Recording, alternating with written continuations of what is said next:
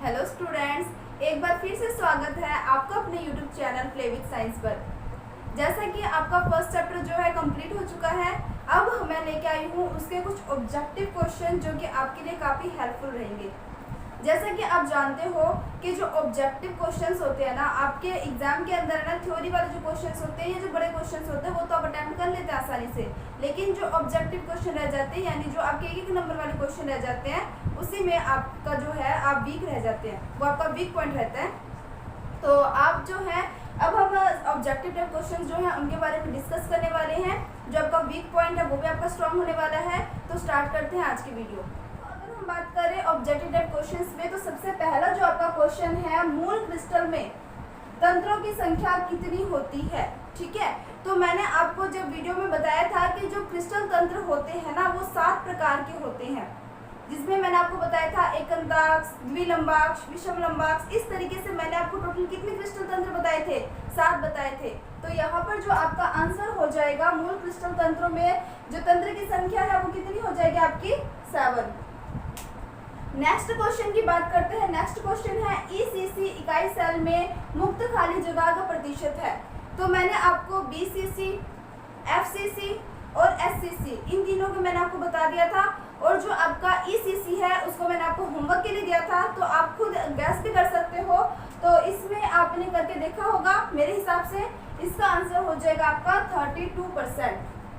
Clear बात? अब उसके बाद अपने बात करते हैं अष्टफलक रिक्तियों को बनाने में कितने गोले भाग लेते हैं। तो मैंने आपको संरचना समझाई थी अष्टफलक के अंदर कि जो प्रथम पंक्ति है, प्रथम पंक्ति के अंदर मैंने आपको कहा था द्वितीय पंक्ति के क्या है ये? अब आपका थर्ड नंबर जो क्वेश्चन है, अष्टफलक रिक्तियों को बनाने में कितने गोले भाग लेते हैं। तो मैंने आपको समझाया था अष्टफलक रिक्तियों के बारे में, कुछ इस तरीके से बताया गया था आपको कि जब द्वितीय पंक्ति के गोले प्रथम पंक्ति के गोलों से इस प्रकार से व्यवस्थित की जाए कि वो द्वितीय पंक्ति के गोले प्रथम पंक्ति के अवनमन गर्त में आ जाए। याद आ रहा होगा आपको, अच्छे से प्रैक्टिस की होगी आपने। तो उसमें आपने ध्यान से देखा था डायग्राम के आपके जो क्या कहते हैं अष्टफल की रिक्तियों को बनाने के लिए कितने गोले भाग ले रहे थे। तो वहां पे हमने देखा था 6 गोले भाग ले रहे थे, 3 गोले नीचे थे, 3 गोले ऊपर थे। क्लियर बात? अब नेक्स्ट आता है आपका सोडियम क्लोराइड का जालक है। सोडियम क्लोराइड यानी NaCl, और NaCl की क्रिस्टल संरचना की बात करें तो आपको पता है कि सारे पंक्तिबद्ध थे, जो कि आपके क्षैतिज व ऊर्ध्वाधर रूप से संरेखित थे। तो वहां पर हमारे पास इसका जो ऑप्शन है, इन चारों में से कौन सा हो जाएगा? तो आपको ध्यान में रखना है अष्टफलकीय। नेक्स्ट आता है कि एक धातु का लवाकरण हेक्सागोनल क्रॉस पैकिंग यानी HCP, या फिर अपने बोल सकते हैं इसको षटकोणीय निबिड़ संकुलन संरचना में होता है, तो धातु की कोऑर्डिनेशन संख्या क्या है, यानी उसकी उपसंयोजन संख्या क्या है। तो मैंने आपको बताया था कोऑर्डिनेशन जो नंबर है हम कैसे ज्ञात करते हैं कि एक गोला अधिकतम कितने गोलों को स्पर्श करता है, वही उसके कोऑर्डिनेशन नंबर को बताता है। तो इसके अंदर आपको ध्यान में रखना है, इसका कोऑर्डिनेशन नंबर है 12। कितना है? 12। तो मेरे हिसाब से ये जो सारे क्वेश्चंस है ये आपको अच्छे से क्लियर हो गए होंगे। अब अपने बात करेंगे नेक्स्ट क्वेश्चंस के बारे में।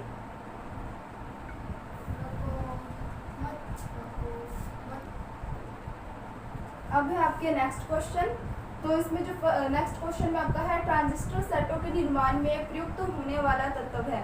तो मैंने आपको समझाया था कि जैसे मान लो जब हम विद्युत धारा प्रवाह की बात करते हैं, तो वहाँ पे हमने अर्धचालकों की बात की थी, और अर्धचालकों के अंदर मैंने आपको कहा था कि अर्धचालक कौन कौन से होते हैं। आपको ध्यान होगा कि एक तो मैंने आपको बताया था सिलिकॉन और एक होता है जर्मेनियम। ठीक है, और इनके कारण हम विद्युत धारा का प्रवाह करते हैं, जो ट्रांजिस्टर या जो डायोड वगैरह बनाए जाते हैं उसमें। ठीक है, तो यहाँ पर आपका आंसर क्या हो जाएगा? आर्सेनिक नहीं होगा, इंडियम नहीं होगा, सिलिकॉन होगा आपका आंसर, और कार्बन भी नहीं होगा।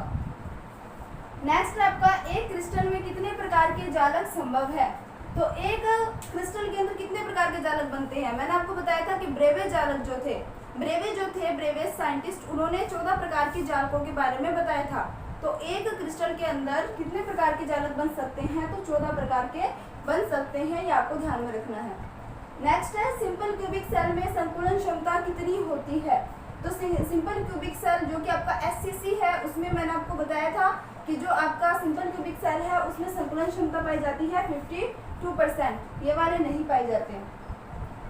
ठोस क्षारीय धातु हैलाइडों का रंग किसके कारण होता है? मैंने आपको कहा था कि जब किसी भी क्रिस्टल ठोस है उसमें अगर इलेक्ट्रॉन की बात करते हैं तो इलेक्ट्रॉन जो होता है ना, जब वो आपका इलेक्ट्रॉन बाहर से अंदर आ जाता है, जहां पर वो आपका इलेक्ट्रॉन आके रुक रहा है उस अपने स्थान को क्या बोलते हैं? एफ केंद्र बोलते हैं। देखो ये सारे क्वेश्चंस है ना वही है जो मैं आपको पीछे सब समझा चुकी हूँ। अगर आपने सारा अच्छे से क्लियर किया है ना तो ये क्वेश्चन मायने नहीं रखते। बस फर्क ये पड़ जाता है कि जितना ज़्यादा हो सके ना छोटे छोटे क्वेश्चनों का ना सेट लगाया करो, आप लोग प्रैक्टिस क्या करो, क्योंकि ये जो 1 नंबर वाले क्वेश्चन होते हैं ना बच्चे इसी में पजल होते हैं, आता हुआ भी वो कंफ्यूज कर मतलब छोड़ देते हैं। ठीक है, तो देखो यहाँ पे आपका आंसर है एफ केंद्र। शॉर्टकी दोष के कारण ठोसों का घनत्व, मैंने आपको बताया था शॉर्टकी के अंदर क्या होता है, अगर आपको पीछे वाला याद हो तो मैंने आपको कहा था कि जो आपके धनायन और जो ऋणायन होते हैं वो अपना निश्चित स्थान छोड़कर बाहर निकल जाते हैं, और अगर आपके आयन बाहर निकल जाएंगे तो वहां पर घनत्व पे क्या प्रभाव पड़ेगा? तो वहां पे घनत्व बढ़ेगा, घटेगा या अप्रभावित रहेगा। तो आपको ध्यान में रखना है वहां घनत्व क्या हो जाता है? घट जाता है। अब उसके बाद अपने बात करें Na2O में सोडियम जो आपका सोडियम धातु है इसकी उपसहसंयोजन संख्या यानी कोऑर्डिनेशन नंबर कितना है? तो इसका कोऑर्डिनेशन नंबर है 4। आई थिंक ये सारे क्वेश्चन क्लियर हो गए होंगे। अब बात करेंगे नेक्स्ट क्वेश्चन के बारे में।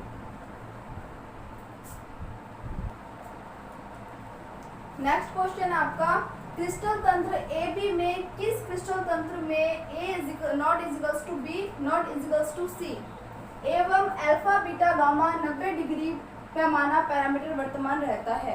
तो मैंने आपको जो 7 क्रिस्टल तंत्र बताए थे तो मैंने उसमें आपको समझाया था कि किसमें A B C इक्वल होते हैं, किसमें A B C इक्वल नहीं होते, और अल्फा बीटा गामा के बारे में बताया था। तो आपने उसको अच्छे से याद किया होगा। अगर आपने उसको अच्छे से याद किया होगा तो आपको इसका आंसर अच्छे से पता होगा कि वो विषम लंबाक्ष है या ऑर्थोरोम्बिक है।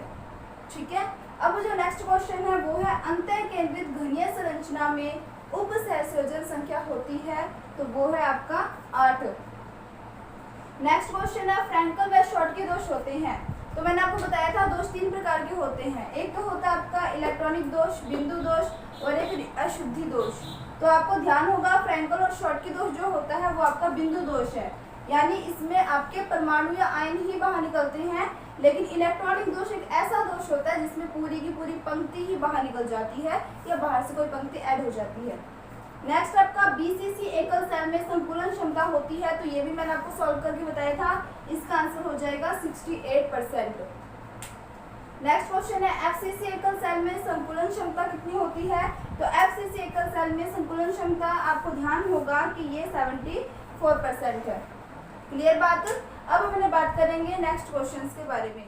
नेक्स्ट क्वेश्चन आपका P प्रकार के डोपिंग अर्धचालकों को प्राप्त करने में मिलाई गई अशुद्धि में क्या कहते हैं संयोजी इलेक्ट्रॉनों की संख्या बतानी है आपको। ठीक है, तो मैंने आपको बताया था कि जो P प्रकार के अर्धचालक होते हैं उसमें पॉजिटिव बनता है, यानी इलेक्ट्रॉन कम रह जाते हैं। तो इलेक्ट्रॉन जब कम रह जाते हैं तो आपको पता है सिलिकॉन जो होता है उसकी संयोजकता होती है 4, और एक इलेक्ट्रॉन कम कब रहेगा? जब किसी की संयोजकता उससे कम होगी तभी इलेक्ट्रॉन आपका रिक्त रहेगा। तो यानी मैं बोल सकती हूँ इसकी संयोजकता होती है 3। नेक्स्ट है BCC में लेटिस बिंदुओं की संख्या होती है। जो आपकी BCC है उसमें लेटिस बिंदुओं की संख्या कितनी होती है? 2 होती है। नेक्स्ट है C6H6 कैसा पदार्थ है? तो मैंने आपको समझा रखा है वो आपका प्रतिचुंबकीय है। ये सारे क्वेश्चंस करवाए हुए हैं। CaCl में क्रिस्टल संरचना होती है, तो CaCl के अंदर जो आपकी क्रिस्टल संरचना होती है वो होती है आपकी BCC। FCC एक जालक में कितने परमाणु होते हैं? तो FCC के अंदर कितने होते हैं आपके? 4। ठीक है, तो ये वाले क्वेश्चंस हो गए। नेक्स्ट क्वेश्चन की बात करते हैं। अब जो आपका नेक्स्ट क्वेश्चन है ZNO को गर्म करने पर विद्युत चालकता पर क्या प्रभाव पड़ता है? तो मैंने आपको ZNO वाला समझाया था कि जैसे ही हम ताप में वृद्धि करते हैं Zn+2 बन जाता है, ऑक्सीजन गैस के रूप में बाहर निकल जाता है और 2 इलेक्ट्रॉन मुक्त पाए जाते हैं। अब आपको पता है कि अगर किसी में भी मुक्त इलेक्ट्रॉन बन रहे हैं ना तो विद्युत धारा का प्रभाव उसमें क्या होगा? आसानी से होगा। यानी मैं ये बोल सकती हूँ कि अगर इसको गर्म करते हैं तो चालकता की मान में क्या होती है? वृद्धि होती है। क्लियर बात? नेक्स्ट क्वेश्चन है BaSO4 के जल में घुलनशीलता का कारण क्या है? तो वो है आपका निम्न जालक ऊर्जा। निम्न जालक ऊर्जा यानी जालक ऊर्जा जितना कम होगा घुलनशीलता उसकी उतनी ही ज्यादा होगी। नेक्स्ट है पी टाइप तथा एन टाइप अर्धचालक की विद्युतीय प्रकृति कैसी होती है, तो वो होती है आपकी उदासीन।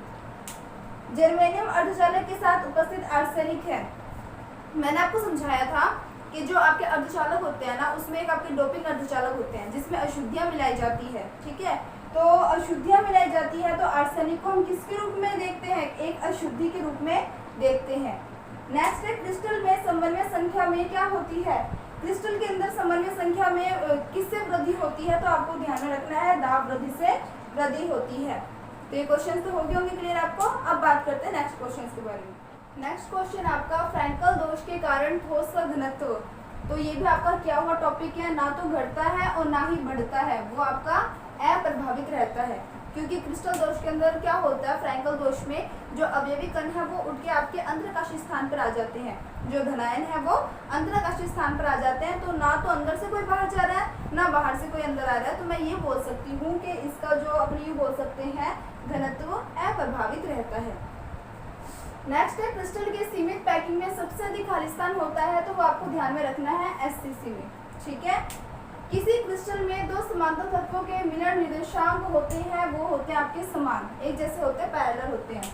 किसी प्रकार के क्रिस्टल में ब्रेवियस जालों की संख्या सबसे अधिक खाली स्थान होता है, तो देखो ब्रेवियस जालों के अंदर सबसे अधिक, शायद हमें थोड़ी मिस्टेक हो चुकी है कि सबसे ज्यादा ब्रेवियस जाला की संरचना किसमें बनती है, ये है क्वेश्चन, ठीक है। तो सबसे ज्यादा जो संरचना है वो विषम लंबाक्स के अंदर बनता है, क्योंकि मैंने आपको एक सारणी बताई थी और मैंने उसके अंदर आपको कहा था विषम लंबाक्स के अंदर एससीसी, बीसीसी, ईसीसी और एफसीसी, ये चारों संरचनाएं जो है वो बनती है, लेकिन बाकियों में सारी की सारी नहीं बनती। तो सबसे ज्यादा किसमें बनती है, विषम लंबाक्स में। नेक्स्ट है विषम युक्त संख्या इलेक्ट्रॉनों वाले परमाणु होते हैं। मैंने आपको कहा था जो अणुचुंबकीय होते हैं उनमें इलेक्ट्रॉन जो होते हैं वो अयुग्मित होते हैं, यानी विषम होते हैं, और अयुग्मित होने के कारण ही उसमें चुंबकत्व का गुण पाया जाता है। तो यहाँ पर आपका आंसर हो जाएगा अणुचुंबकीय, क्योंकि प्रतिचुंबकीय में क्या होता है कि वो एक दूसरे के क्या होते हैं, वो युग्मित होते हैं, जिस कारण से वो एक दूसरे के प्रभाव को निरस्त करते हैं। और फेरोचुंबकीय जो है वो डोमेनों का गुण है, पर एक परमाणु में तो होता नहीं है वो। नेक्स्ट है जर्मेनियम में ग्रुप 13 के तत्व मिश्रित करने पर जो सेमीकंडक्टर होगा यानी अर्धचालक होगा वो किस प्रकार का होगा, तो आपको ध्यान में रखना है कि जब हम ग्रुप 13 के अशुद्धियां मिलाते हैं तो वो हमारा पी प्रकार का अर्धचालक का निर्माण करता है। तो आई थिंक जितने भी क्वेश्चन आज मैंने करवाए हैं सारे आपको अच्छे से क्लियर हुए होंगे। अगर आपको कुछ क्वेश्चन नहीं समझ आ रहे तो आप पहले वाले वीडियोस देख सकते हो, उनमें वो सारे टॉपिक्स अच्छे से क्लियर करवाए हुए हैं। तो वीडियो अगर आपको पसंद आती है तो लाइक शेयर करना, चैनल पे नए हैं तो सब्सक्राइब करना मत भूलना। Thank you.